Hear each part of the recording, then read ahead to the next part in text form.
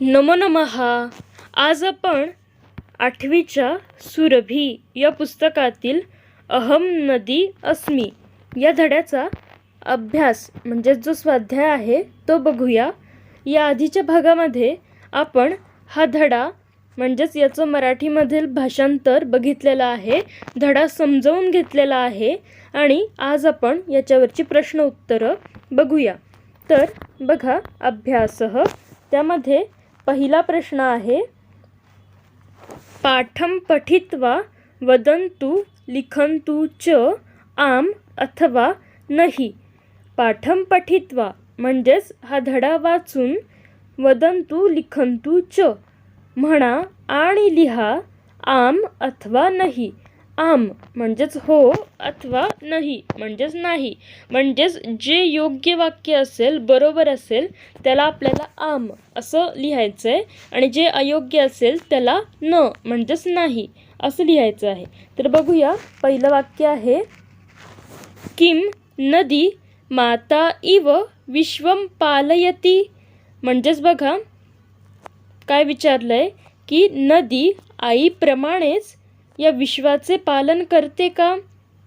तर हो, बरोबर आहे. कारण की आपण धड्यामध्ये बघितलेलं आहे, असंच वाक्य आलेलं आहे की नदी माता इव विश्वम पालयती. त्याच्यामुळे याचं उत्तर आपण आम लिहिणार. तसंच पुढचं वाक्य बघा, किम नदी गतिशीला न अस्ति. म्हणजेच काय म्हटलंय, काय नदी ही गतिशीला नाही का? तर असं कुठे आहे? तर आपल्या पुस्तकात तर उलटं म्हटलंय की नदी ही गतिशीला आहे, म्हणजेच गतिशील आहे. त्याच्यामुळे हे वाक्य चुकीचं आहे. त्याच्यामुळे आपण इथे न लिहिणार. पुढे बघा, किम नद्याः जलम पीत्वा एव सर्वे जीवन्ति. म्हणजेच म्हटलंय नदीचे पाणी पिऊनच सगळे जगतात का असं विचारलंय. तर हो, बरोबर आहे. आपल्या धड्यामध्ये वाक्य आलेलंच आहे की नदीचे पाणी पिऊनच सगळे जगतात. त्याच्यामुळे आपण इथे आम लिहिणार. तसंच बघा पुढचं वाक्य, किम भारते नद्याः एकम रूपम अस्ति. म्हणजेच विचारलंय भारतामध्ये नदीचे एकच रूप आहे का? तर नाही. तर आपल्या धड्यामध्ये सुद्धा नदीची वेगवेगळी अनेक रूपं सांगितलेली आहेत. त्याच्यामुळे आपण हे चुकीचं असल्यामुळे आपण इथे न लिहिणार आहोत. पुढचं वाक्य, किम गंगा नदी केरळ प्रदेशे अस्ति. म्हणजेच काय विचारलंय, गंगा नदी ही केरळ प्रदेशामध्ये आहे का? तर नाही. त्याच्यामुळे आपण इथे न लिहिणार. कारण की गंगा नदी ही उत्तर प्रदेशामध्ये आहे आणि त्यांनी इथं केरळ प्रदेश म्हटलंय, म्हणजेच हे चुकीचं आहे, म्हणून न. म्हणजेच हा आपला पहिला प्रश्न झाला. आता आपण दुसरा प्रश्न बघूया. बघा आता इथे काय म्हटलंय, दुसरा प्रश्न, मंजुषायां प्रदत्तपदैः रिक्तस्थानानि पूरयन्तु. म्हणजेच काय म्हटलंय, तर इथे ज्या गाळलेल्या जागा दिलेल्या आहेत तर त्या आपल्याला इकडे ही जी मंजुषा दिलेली आहे त्याच्या आधारे त्या गाळलेल्या जागा पूर्ण करायच्या आहेत. तर बघूया, पहिलं त्यामध्ये वाक्य आहे, नदी अस्याः वसुंधरायाः सौंदर्यम अस्ति असं येईल. बघा इथे काय काय दिलेलं आहे, भवती, भवन्तु, अकुर्वन्, अस्ति आणि संती. तर त्यापैकी इथे अस्ति येईल. म्हणजेच नदी ही या वसुंधरेचे म्हणजेच पृथ्वीचे सौंदर्यच आहे. आणि हे वाक्य जसंच्या तसं आपल्या पुस्तकामध्ये आलेलंच आहे. तसंच पुढे बघा, राष्ट्रस्य विकासे नद्याः महती भूमिका. नंतर काय येईल, तर भवती. कारण की राष्ट्राच्या विकासामध्ये नदीची महत्त्वाची भूमिका असते, म्हणून इथे भवती हे आपण लिहिणार आहोत. पुढे बघा, तिसरं, सर्वे सुखिनः. काय येईल, भवन्तु. म्हणजेच काय, सगळे सुखी होवोत. हे सुद्धा आहे आपल्या पुस्तकामध्ये, धड्यामध्ये वाक्य आहे. पुढे बघा, मुनयः आश्रमाणां स्थापनां नदीतटे अकुर्वन असं येईल. गाळलेल्या जागी अकुर्वन म्हणजेच काय, मुनींनी आश्रमांची स्थापना नदीच्या तीरावर केली म्हणून इथे अकुर्वन असं येईल. पुढे बघा, भारते नद्याः अनेकानि रूपाणि, इथे गाळलेल्या जागी येईल संती. म्हणजेच भारतामध्ये नदीची अनेक रूपे आहेत, अनेक आहेत, त्याच्यामुळे इथे हे संती हे बहुवचन आपण इथे वापरणार. आणि हे पहिल्या वाक्यामध्ये अस्ति हे एकवचन आहे आणि हे संती हे बहुवचन आहेत, कारण की रूप अनेक आहेत म्हणून संती. हा दुसरा प्रश्न झाला. तसाच तिसरा बघूया काय म्हटलंय बघा. मंजुषायाः उचितम अर्थम चित्वा लिखन्तु. म्हणजेच ही आधीच्यासारखंच इथे आपल्याला मंजुषासुद्धा दिलेली आहे आणि त्यामधील योग्य आपल्याला अर्थ निवडायचा आहे. म्हणजेच या दिलेल्या वाक्यांसाठी आपल्याला या मंजुषेमधला योग्य शब्द, योग्य अर्थाचा शब्द निवडून लिहायचा आहे. मग पहिला शब्द आहे वसुंधरायाः. आता बघा मंजुषामध्ये कोणकोणते शब्द आहेत. विख्याता, समुद्रम, भूमेः, तीरे आणि संसारे. तर आता वसुंधरायाः म्हणजेच काय, पृथ्वी. तर याच्यासाठी कोणता शब्द येईल मग, तर भूमेः म्हणजेच पृथ्वी, भूमी. त्याच्यानंतर दुसरा सागरम, म्हणजेच सागर म्हणजेच समुद्र, त्याच्यामुळे इथे समुद्रम हा शब्द येईल. तटे म्हणजेच किनाऱ्यावर, तर त्याच्यासाठी येईल तीरे म्हणजे सुद्धा किनाऱ्यावरच. त्यानंतर प्रसिद्धा म्हणजेच प्रसिद्ध, त्याच्यासाठी येईल विख्याता म्हणजे सुद्धा प्रसिद्ध. त्यानंतर विश्वे म्हणजेच या विश्वामध्ये, या जगामध्ये, तर त्याच्यासाठी बघा संसारे म्हणजे सुद्धा या विश्वामध्ये, त्याच्यामुळे विश्वे याला संसारे हा योग्य अर्थाचा शब्द येईल. म्हणजेच बघा अशा प्रकारे आपण हे योग्य अर्थाचे शब्द मंजुषेमधून निवडून लिहिलेले आहेत. हा झाला तिसरा. आता चौथा बघूया प्रश्न. बघा काय म्हटलंय. एतेषां प्रश्नानां उत्तराणि एकपदेन वदन्तु लिखन्तु च. म्हणजेच हे जे प्रश्न विचारलेले आहेत तर त्यांची उत्तरं आपल्याला एकपदेन म्हणजेच एका वाक्यामध्ये लिहायची आहेत आणि म्हणायची सुद्धा आहेत. मग आता बघा एकपदेन म्हणजेच एका शब्दात लिहायचे आहेत. तर बघा पहिला आहे त्यामध्ये कस्याः साम्राज्यं संपूर्णे विश्वे अस्ति. म्हणजेच कोणाचे साम्राज्य संपूर्ण विश्वामध्ये किंवा जगामध्ये आहे. कोणाचे आहे तर नदी काय म्हणते तर माझे साम्राज्य संपूर्ण जगामध्ये आहे. म्हणजेच काय होईल कस्याः हे काय आहे बघा षष्ठीचं एकवचनाचं रूप आहे. म्हणजेच किम या स्त्रीलिंगी सर्वनामाचं षष्ठी विभक्ती एकवचनाचं रूप आहे. कारण आपण बघा कसं म्हणतोय कोणाचे साम्राज्य संपूर्ण विश्वात आहे याप्रमाणे. त्यामुळे आपण नदी या शब्दाची सुद्धा षष्ठी विभक्ती एकवचनाचंच रूप इथे वापरणार. त्याच्यामुळे नद्याः हे एका शब्दामध्ये उत्तर येईल. म्हणजेच नद्याः साम्राज्यम संपूर्णम विश्वे अस्ति म्हणून नद्याः हे उत्तर आहे. त्याच्यानंतर पुढे बघा कुत्र महानगराणां विकासः भवति. म्हणजे महानगरांचा विकास कुठे होतो. तर बघा आपल्या धड्यामध्ये नदी काय म्हणते तर माझ्या तीरावरच महानगरांचा विकास होतो. म्हणजेच नद्याः तटे. पण आपल्याला एका शब्दात लिहायचं आहे त्याच्यामुळे अजून नदी तटे असं आपण लिहूया. म्हणजेच नदी तटे महानगराणां विकासः भवति. नद्याः तटे याऐवजी तुम्ही नदी तटे असं लिहा.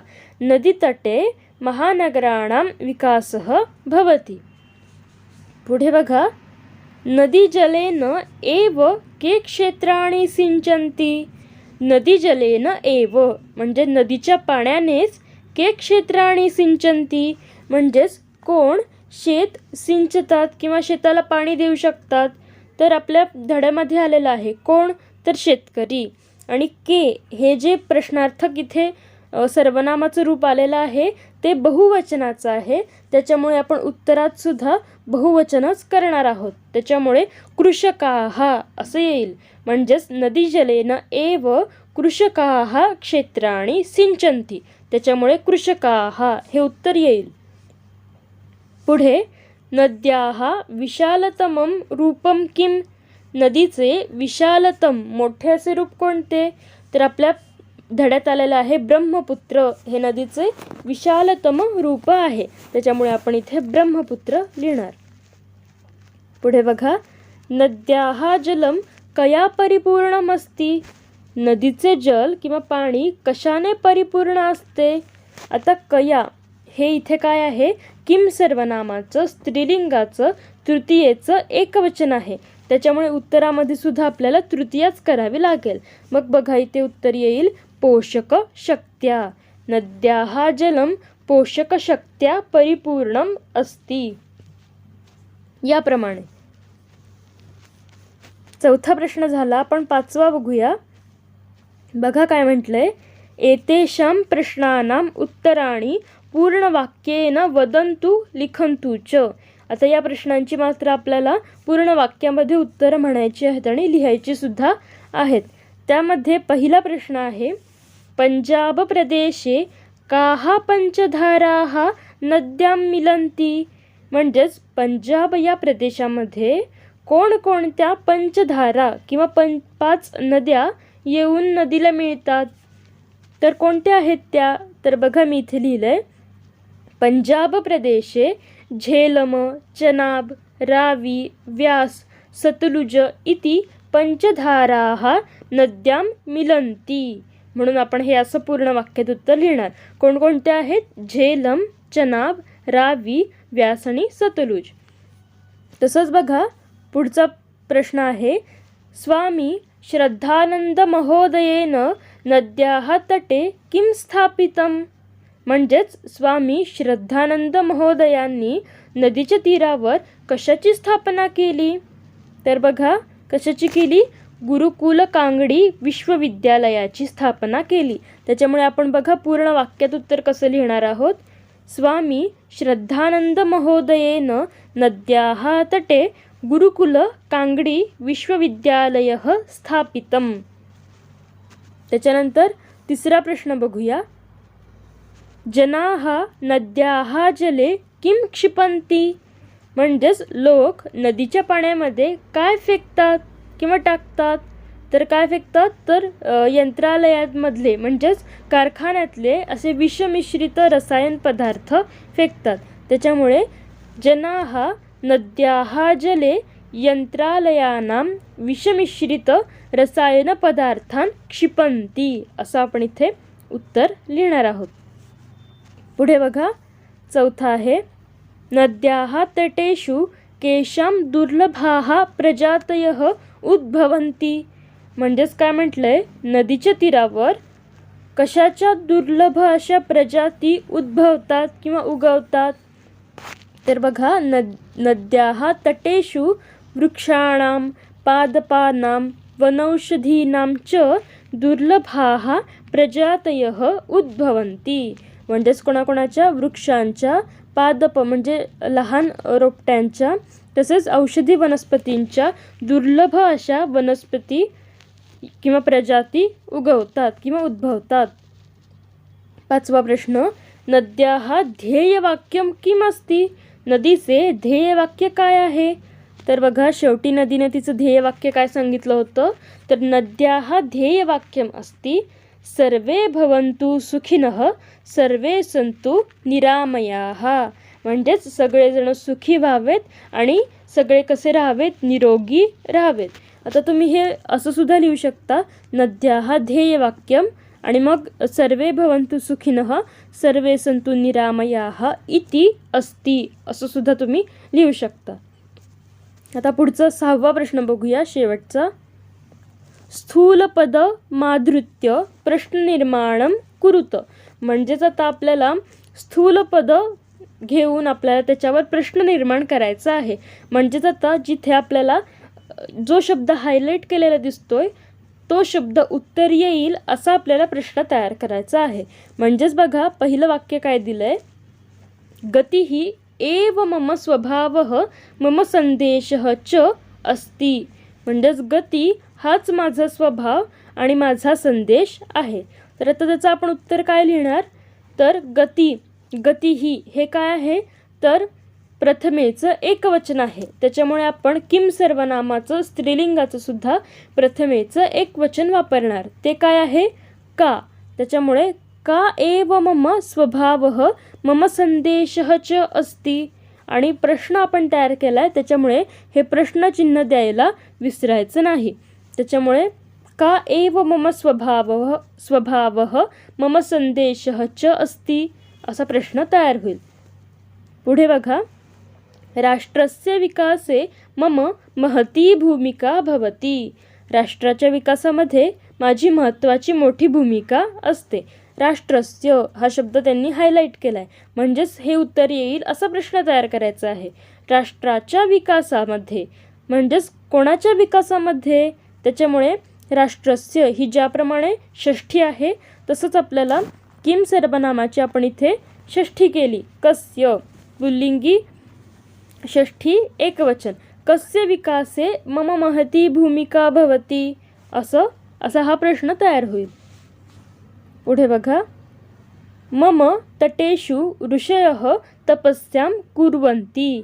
माझ्या तीरावर ऋषी तपस्या करतात. तर आता ऋषयः हा शब्द उत्तर येईल असा प्रश्न करायचा आहे. मग कसं होईल मराठीमध्ये बघा, माझ्या तीरावर कोण तपस्या करतात, तर कोण करतात, ऋषी करतात. म्हणजेच आपल्याला इथे ऋषयः, आता हे ऋषयः हे जे आहे ना ते बहुवचनाचं रूप आहे. त्याच्यामुळेच आपल्याला किम सर्वनामाचं पुल्लिंगाचं प्रथमेचं बहुवचन इथे वापरायचं आहे. म्हणजेच ते काय आहे बघा, कह, कौ, के प्रथमा. म्हणजेच के हे जे आहे ते बहुवचन आहे. म्हणून मम तटेषु के तपस्यां कुर्वन्ति असा प्रश्न तयार होईल. पुढे बघा, प्राणीजीवनाय विशुद्धं पर्यावरणं आवश्यकम् अस्ति. प्राणीजीवनासाठी विशुद्ध पर्यावरण आवश्यक असतं. प्राणीजीवनाय म्हणजेच कोणाच्या जीवनासाठी विशुद्ध पर्यावरण आवश्यक असतं, तर प्राण्यांच्या जीवनासाठी. त्याच्यामुळे प्राणीजीवनाय ही चतुर्थी विभक्ती आहे. त्याच्यामुळे आपण कस्मै हे सुद्धा चतुर्थीचं रूप इथे घेणार आहोत. कस्मै विशुद्धं पर्यावरणं आवश्यकम् अस्ति असा प्रश्न इथे तयार होईल. पुढे बघा, शेवटचं, नद्याः जलं प्रदूषितं न करणीयम. नदीचे पाणी प्रदूषित केलं नाही पाहिजे. मग कोणाचे पाणी प्रदूषित केलं नाही पाहिजे असा आपल्याला प्रश्न तयार करायचा आहे.